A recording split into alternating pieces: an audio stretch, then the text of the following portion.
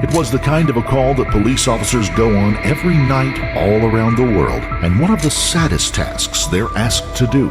A call reporting the natural passing of a member of the community. In a small community like that of Fort Anne, New York, it's not unusual for the responding officers to know the deceased, or at least family members who are present.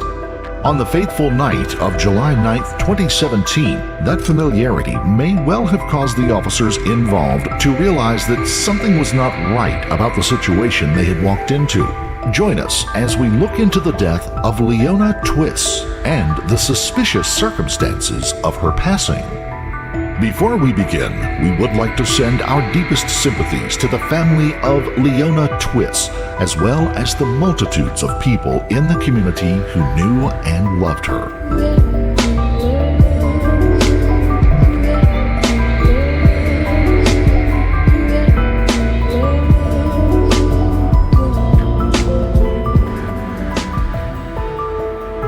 It was a warm but breezy Sunday night in upstate New York when deputies were dispatched to the home of Leona Twiss. The 95-year-old woman had been reported as dead by her grandson, Kevin Gonyea, and his wife, Melissa.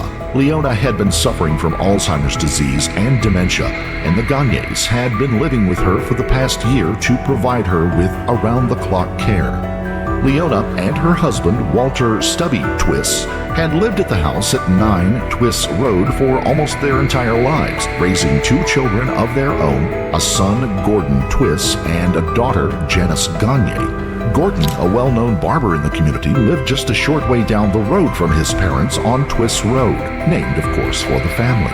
Gordon's son, David, also lived in the town and was now a retired corrections officer. Janice had married into the Gonyea family and had later moved to Florida, passing away at the age of 61. Her son Kevin had been partly raised by Leona and Walter during his youth. He had returned from Florida with Melissa to help take care of his grandparents when Walter became unable to drive. Walter passed away in November of 2016, and his widow fell deeper into the tragic grip of Alzheimer's and dementia. As the Gonyas took care of Leona, the family began searching for a skilled nursing home facility where she could be placed that would accept Medicaid. Those nursing home spots, however, are hard to find, and the Twiss family had spent better than a year frustrated in their attempts. After arriving at the scene, the deputies were taken to Leona's room and were able to verify that she had passed away. As is normal procedure in these cases, they began asking the Gonyas some standard questions to establish a timeline and a manner of death. Melissa began with her explanation of the passing, explaining that Leona had been at the lake that afternoon with family members. When she had been brought home later, the elderly lady went on to bed, but got up again, something that she regularly did numerous times each night. So, she was at the lake all day, you said? Yeah, eating with them? And she came home right after her son left. She went in there to get ready for bed. What time was this roughly? 9 o'clock. Around 9? Roughly, Okay. that she went to bed. Okay. We sat here for about 20 minutes and then we went and laid down and was watching TV. We were just about to sleep and we both heard this loud thump. And I thought maybe she was going to the bathroom or something, so I didn't think nothing of it, and then my dog started barking or raising Cain. So I told Kevin to get up and make sure Gran was okay. He walked in there and he turned the light on and she had blood coming out of her face. We don't know if she fell off the bed, hit it on the headboard, what she did, but we heard the thump, and when he walked in there, she was bleeding. He came back and told me. I got on the phone and tried to call her grandson and her son because they told us to notify them.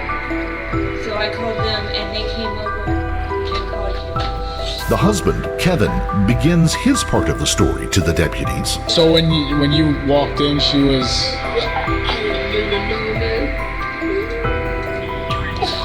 How long between hearing the thump and Not even about.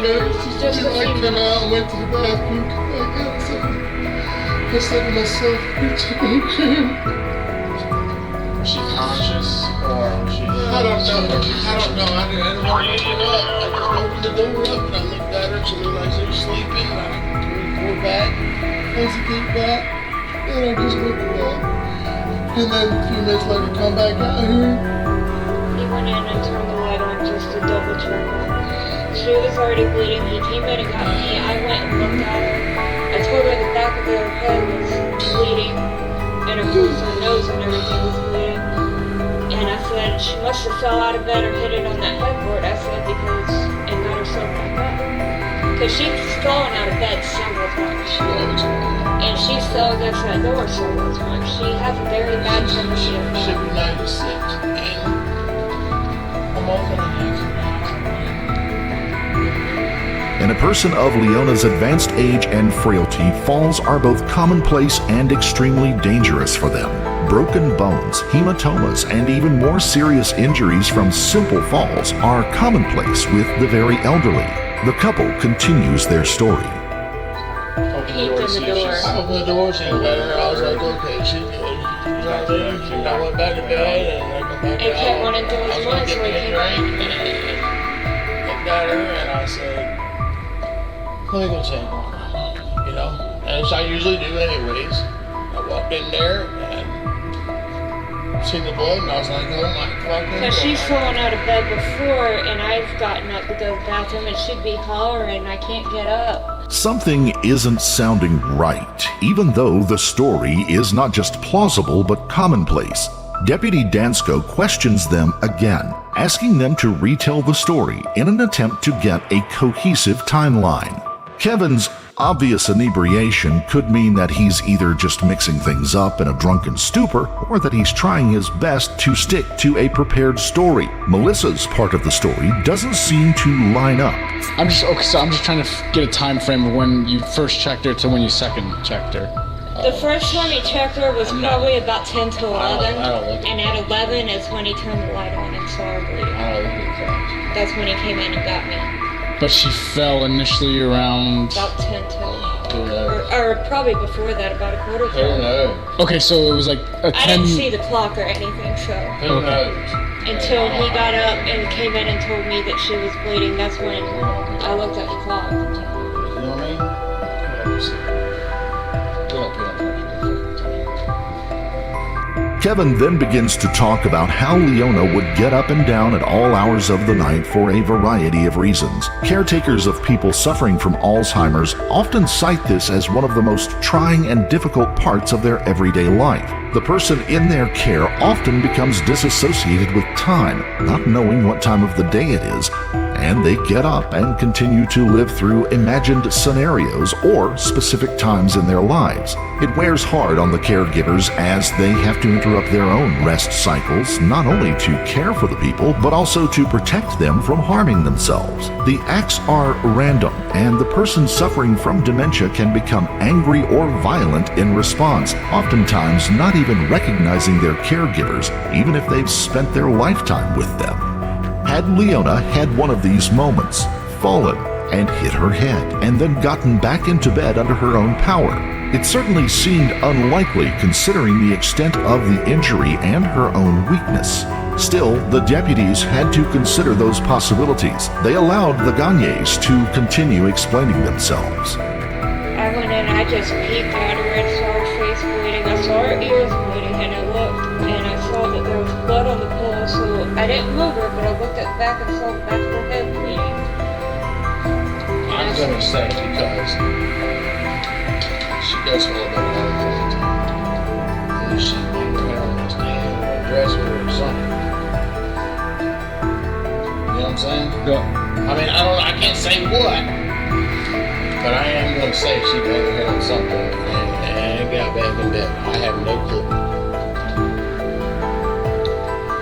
Because she does it all the freaking time.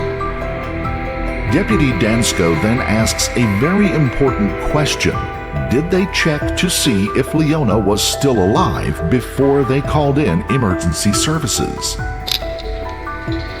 And you checked her pulse? I went in, I didn't see her chest. I didn't do it. I didn't touch her. I didn't do shit. I didn't want to mess with her. He called her grandson and her son. I didn't. She They said she came was up here going. and I went to go and got my cousin. I looked in there just like this, and that was it. I went down and got my cousin. I said, she died. What's your guys' relationship? Okay.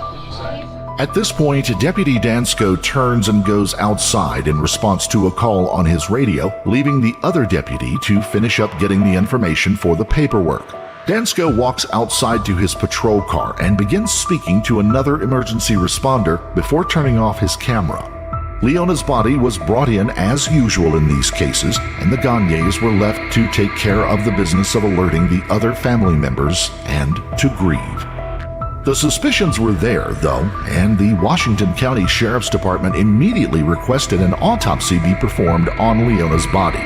A forensic team from the state's Bureau of Investigations went to work and quickly determined that the injury to the back of Leona's head was not fatal, that there had been no major blood loss from it, and that she had not succumbed to any of the numerous natural causes of death for a woman of her age. By the following Wednesday, July the 12th, the Sheriff's Department had a definitive statement on how Leona had died, and it was a homicide, one that would have only been identified through an autopsy, one that left few, if any, visible marks. Leona had been strangled to death using a soft towel.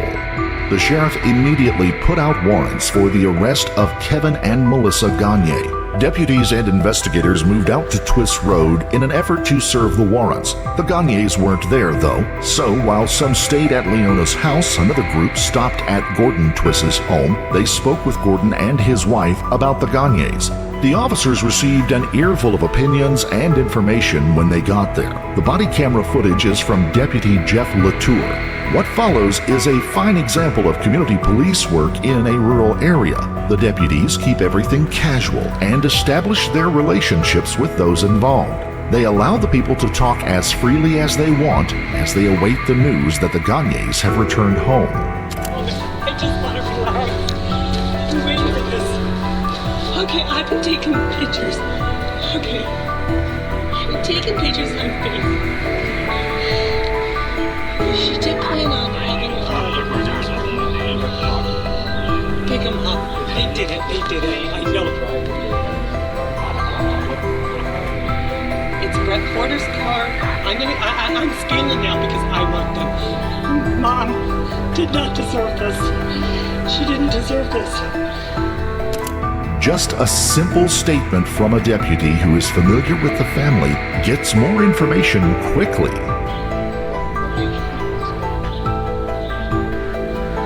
just know it from what I saw.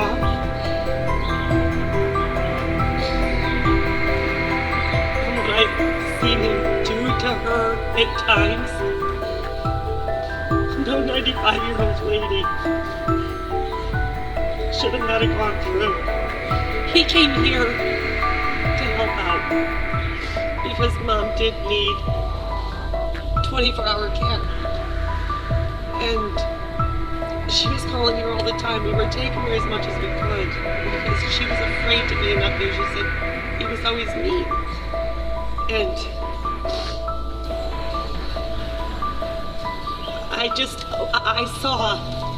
I saw the whole scene that night. I saw the slit in the back of the head.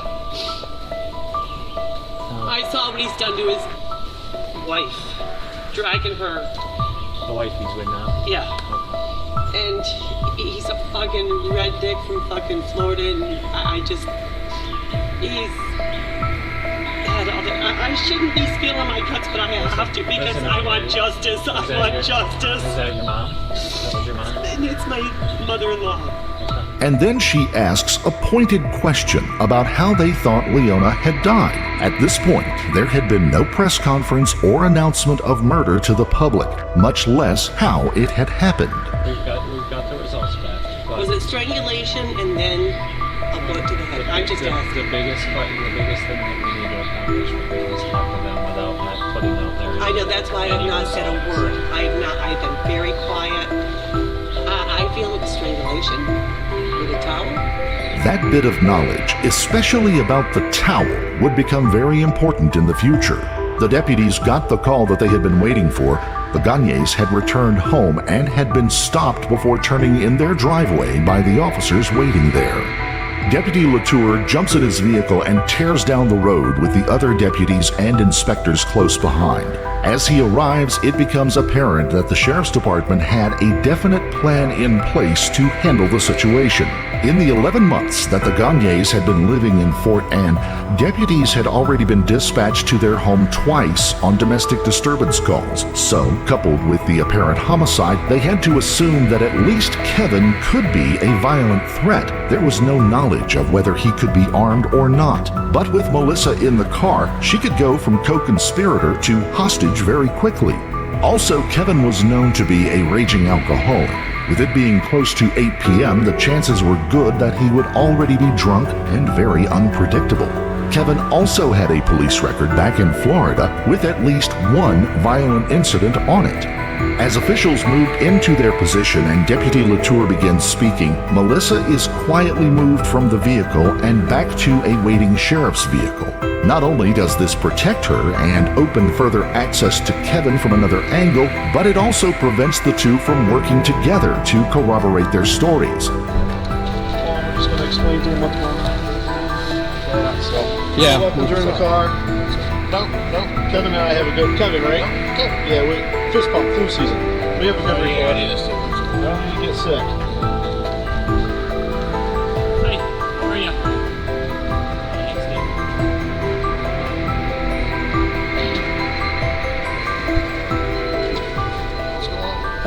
Well, I'm going to tell you right now, we have a warrant for the house, so you're not allowed to go in the house. Okay? A deputy who was a childhood friend of Kevin's then approaches the car and keeps the conversation friendly and casual. Hello, Ray. You look familiar, but you ain't dead.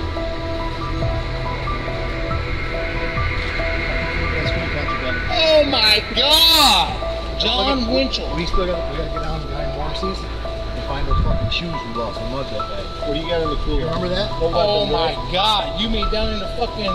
Yeah. All right, look at we gotta talk to you. Yeah, I'm so sorry. Okay. So if you would jump right in the car, right here with this officer. This is Deputy Latour, and go down and talk to the guys and just tell them what's going on. Okay. Just Well, I don't know. right. Yeah, you're pretty well there. John. Good. Very good. Yes, it has. Yes, it has. Neither of us were gray back then. Well, are you trying to say I am now? Hang on. There's a secret to it. That door lock is All right. not functioning. You can't bring your beer, No. because I know it's not fruit juice in there. No. He then talks him out of the car and eventually into a sheriff's vehicle to be taken to the station to answer a few questions. You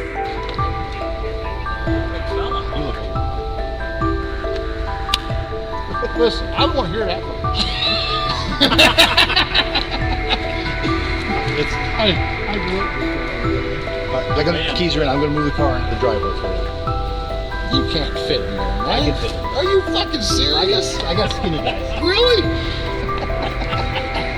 All right, so just and I'll be down there to talk to you too. Where we going? You're going down to our station. Right here in this white car. She's talking to... Oh, she's right here. She's in that air-conditioned car. See where you were at. So you get a ride with the others. You got fist pump flu season. Any chance of violence was negated without a single gun being drawn. A textbook perfect example of community policing done right. Both Melissa and Kevin were brought in for questioning and officially arrested and charged for their involvement in the murder of Leona Twiss. Washington County Sheriff Jeff Murray held a press conference immediately afterwards discussing the case. Initially, sheriff's officers were called to the scene of what was reported as a natural death at the residence. Due to the alertness of the deputies on scene and the investigators that were subsequently called to the scene, they found it possibly suspicious and requested an autopsy. As a result of the autopsy, the findings were that Mrs. Twist died as a result of strangulation. Once we got that information, the investigation began into the two suspects that were arrested. Sheriff Murray continued in response to questions from the press in attendance. It's safe to say that these two individuals were charged with the care of the victim. And, it's just a sad case when the two people that are charged with the care of the victim end up causing her death. Kevin Gonyea was charged with second-degree murder, 1 count of hindering prosecution, and 1 count of tampering with physical evidence. If convicted, mandatory sentencing in the state of New York would result in a term of 25 years to life in prison. He was arraigned and held without bail. Melissa was charged with concealing evidence in the case. Her arraignment bail was set at $30,000 in cash or a $60,000 bail bond. She was unable to make bail. As time passed and the trial loomed, both Melissa and Kevin were separately offered plea deals. Melissa agreed to hers in exchange for a reduction in her sentence. She turned on Kevin and said he had been abusive for years, including an incident where he had grabbed her by the hair and pulled her down a flight of stairs, and that she was afraid of him. Her covering up for the murder came from fear, she said. On the night of the murder, she said Kevin came out of Leona's bedroom crying and said, "It's done," and then told her to get rid of the towel. Melissa would later take police to a remote area in West Fort Anne, where they were able to retrieve the murder weapon. Kevin Gonyea also took the plea deal and provided a deposition to prosecutors before coming to court and announcing his guilt. In the deposition, he admitted to killing Leona Twist by strangulation. At the trial, Kevin's defense attorney said that it was a mercy killing and that Kevin did not want to see his grandmother suffer anymore. Melissa would go on to serve 2 years in prison for her part in the crime. Kevin was given a term of 15 years to life for his part. Kevin is serving his time at the medium security Washington Correctional Facility in Comstock, New York, just a few miles down the road from where the murder occurred. Kevin has appealed his case twice, unsuccessfully. In the most recent appeal, his attorney alleged that he received poor advice from his legal counsel, particularly in providing the deposition before the admission of guilt, which prevented the chance of him later vacating the plea. Beyond that, she said that there was no attempt to assess his mental health issues leading up to the event. The fact that he only possessed a 6th grade education, and on that night of the incident he had already drunk 2 18 packs of beer and was working on a 3rd when Leona returned home. It was also argued that the continuous care and difficulties had put the Gonyeas into a state of extreme emotional disturbance. The potential for extenuating circumstances did not change the outcome, though, and the appeals failed. And this would normally be the end of the case, but there was one serious wrinkle remaining, one that may or may not have been ironed out since then. In their separate depositions, both Melissa and Kevin attempted to implicate Gordon and David Twist, Leona's son and grandson, in plotting the murder. In Melissa's testimony, she alleged that a couple of months before the murder, David had told them that if things became too difficult, that they could do what they do in prison when they wanted to kill a problem inmate and strangle them with a towel so that it wouldn't leave marks. Melissa then alleged that Gordon had told them it would be nice if she would fall and bang her head. That would be the end of it. David had then allegedly said that he wished things would be over for her. Kevin's deposition included very similar statements. On July the 9th, Leona had been at the lake with the Twist family, and she had become difficult, confused, and angry. It had been a bad day for everyone. Such things aren't unusual in these situations with dementia patients, and they can be very stressful for everyone involved. After dropping Leona off back at home, Melissa alleged that Gordon told the couple, "It needs to be done tonight." Arrest warrants were sworn out on both Gordon and David Twist, and they were brought in for questioning. A deputy at Gordon's arrest said that as soon as they began talking to him, the man looked at his spouse and said, "I guess I'll see you in 15 years. Both men were charged with second-degree conspiracy to commit murder and were released on their own recognizance to await trial. They both face sentences of 8 to 25 years in prison if the charges are proved true. As the trial loomed, their defense attorney requested that the cases be dismissed. Judge Kelly McKeegan paused the proceedings and 2 days later dismissed the case on the grounds that the grand jury had not been provided with opinions and hearsay in addition to other evidence, and that it did not fulfill the requirement to bring the charges against the two men. Washington County Assistant District Attorney Taylor Fitzsimmons would simply say that it had not been a successful prosecution against the two men. And with that, the case was decided in the eyes of the law. But the murder of Leona Twiss still has uncomfortable ramifications. Caring for someone going through Alzheimer's and dementia is an immense responsibility, and every single day it can be emotionally wrenching, even for trained caregivers. In the case of the Gonyas, it was obvious now that they were overwhelmed by what was going on, and the trouble was compounded by their own natures. Had there been a nursing home space for Leona, most likely this entire event would have never happened. If you or a loved one are caring for someone with Alzheimer's or dementia, please reach out for assistance. Alzheimer's caregiver support groups are all over the nation. Please give a quick check and you can find one in your area. Also, most communities have some form of a council on aging or elderly services who can provide you with direct support and advice. You do not have to bear it alone, and there's no shame in seeking help. If you found this case compelling, don't forget to like the video, comment down below your take on it, and please subscribe to the channel. Also hit the notification bell in order to stay up to date each time we reveal a new shocking case. Until next time, stay safe and keep your eyes peeled. You never know what's lurking in the shadows.